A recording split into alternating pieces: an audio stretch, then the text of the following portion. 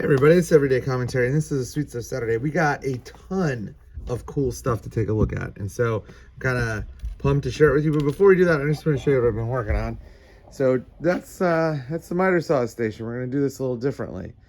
And I watched a bunch of videos, and I'm doing it laid out the way that Wood Whisperer laid it out, because as he explained it, if you put the miter saw right in the middle, you actually lose cutting capacity. So you know, this is an 8-foot span and I have 3 feet on either side. That's not going to give me as much capacity as if I have 4 feet on one side and 2 feet on the other. So that's what I ended up doing. It's almost done. I'm going to use some scraps, some scrap flooring that the old owners of the house left us to cover the top. And then I've got to put the bed of the table or the miter saw level with the top of the table. And once that's done, put a little shelf down there, and then it'll be ready to go. You can see the Festool stuff is slid into its little cage nice and neat. Everything else is just about ready to go. So probably a couple more days and that thing should be done. Got to figure out how to pin the flooring to the top. I'm going to use some brad nails, but that's what I've been working on in the shop. And here's the Sweet Stuff Saturday. You got a little swing by preview, but reached out to CRJB, which has been doing some CJRB, which has been doing some really cool knives here recently. And they sent me some review samples, and I just wanted to share them with you. So the first one up is the Scoria, which is like one of their flagship models. This is the budget powder metal steel. Let's see, it's right there. It is RPM 9. So it's a budget powder steel, and it is a really good steel. I've used it on a RIA before, and I love the steel. You can see this is a blind pocket clip. Pocket clip's excellent. The handle is great. It is a huge handle. There is tons of space here. This is a 3.5-inch blade, so it's a little bit bigger than I normally like, but the flipping action is good. The knife is super duper slim, and it's relatively light. So nice knife. Really gorgeous knife. They also make this with a burgundy scale that I think would be pretty sweet. The other knife is a knife they just released, which is this knife. This knife, and do you see that action? The action on this knife is bananas. Watch, ready? Just, oh yeah. Little tap, and it goes all the way open. So this is the CRJRB Pyrite, and this is a medium-sized EDC knife with a button lock. It's got a full finger choil up front. It's got a deep carry over the top pocket clip. This one is stainless, and as you can see, they've done some work inside to lighten it up. It's still a pretty heavy knife because it's stainless, but nice budget blade. This again runs at RPM 9 steel. But here's the super cool treat. Are you ready for this? Boom. This is the Pyrite high-end edition. This is S35VN. It has the same really great kinetic action. It has a titanium frame, or a titanium handle scale. This one has an inlay of micarta, and it has this really great, super slim profile, rounded off, sculpted titanium clip. And the blade is S35VN, which I actually don't think is much of an upgrade over the AR RPM 9, which is a really good steel. But it is very nicely finished. This is like right between a mirror and a satin finish, so really cool knife. I've carried this one a couple days. It is great. I mean, you are not going to find much to complain about here. And the prices are going to be really good. So those knives are in for review. This knife is also in for review. This is a knife that, I don't know, my puberty is coming back a little bit. This is a knife that I just somehow missed, and it's the AD20.5. This is a Taiwanese-made knife by Demco Knives, and it runs AUS 10A steel. A little bit better than AUS 8, but still not a great steel. It's not a powder steel. This is a relatively inexpensive knife. I think this knife was like 120 bucks, 130 bucks. You found it on Amazon. Really thin. It has his shark lock, which I really like. Great little knife. Great little knife. Thin, slicey, tough, and boy, is that action fun to mess around with. Another knife that came in is this knife. This is the TRM Holy Nerd. And I'm going to tell a little story about this knife, but I'm going to hold off on telling that story until I write it up or do the overview. Really great little blade. The Nerd, the original Nerd, was an awesome knife.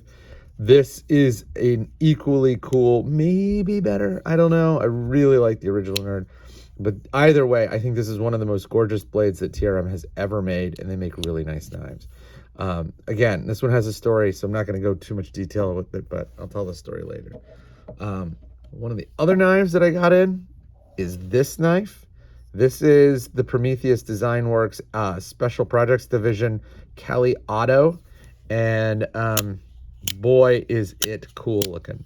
I had a little bit of problems with derailing, but I'm going to see if I can either get those problems ironed out or have them take a look at it.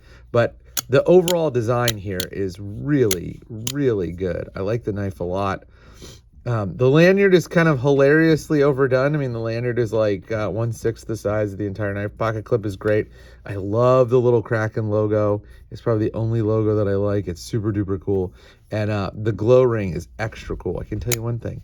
My son, the knife maniac that he is, he cannot get enough of this knife. And he calls it a fixed blade, but I keep explaining to him that it's not. But still, he thinks the action is super cool. And, you know, all out the fronts are just fun to play with.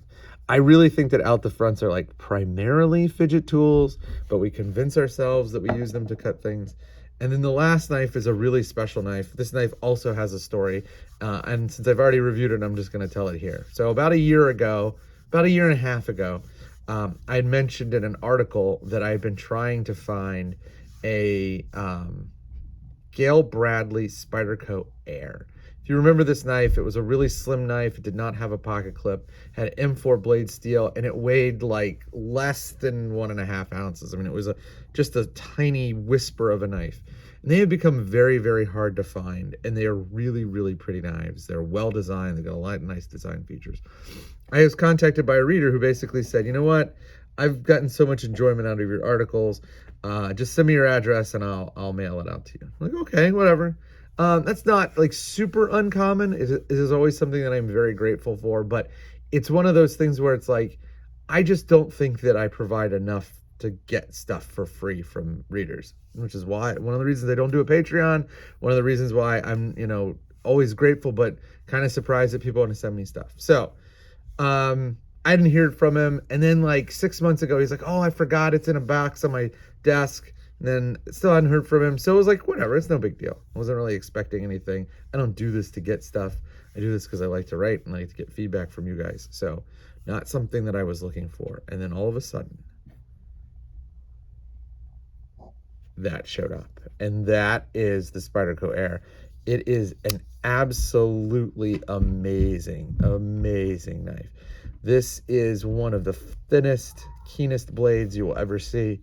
It is on an absolutely beautiful, beautiful, beautiful twill, silver twill handle, and it is light. If you took a Nundy and a Dragonfly and a Almar and you had a baby, this would be it. And given how much I like all three of those knives, you can imagine this was just an absolute delight. So thank you. You know who you are. I am very grateful. This is a great knife, and I'm glad I have it. So that was, oh, one last thing. One more thing. This is the new 4.7's flashlight. And I just took it on the night hike with me last night. This thing is, as you can see, it's the MX3F. And in MX3F for flood, it is a great, great flashlight. I've been working on the review for the MXS for a long time. It's a very different and very important piece of gear. I think it might be one of the only things that I'll ever recommend that I would say, this is probably something that you should just have if you are a homeowner. And this one is it doesn't have the stand and the auto turn on feature, but everything else is pretty much the same. Similar form factor, similar beam pattern, although this one has a diffuser on it. Really, really great outdoor flashlights. These are good size, well made, great tint, great beam patterns. I like them a lot, and I'm interested to see how this does. The MXS is going to be one of those things. I mean, The review should be out in about 30 days, but it's one of the best lights ever made. I mean, it is just an outstanding light, and I'm looking forward to reviewing a slightly different version of that flashlight in that form. So that's everything for this Sweet Stuff Saturday. Catch you later.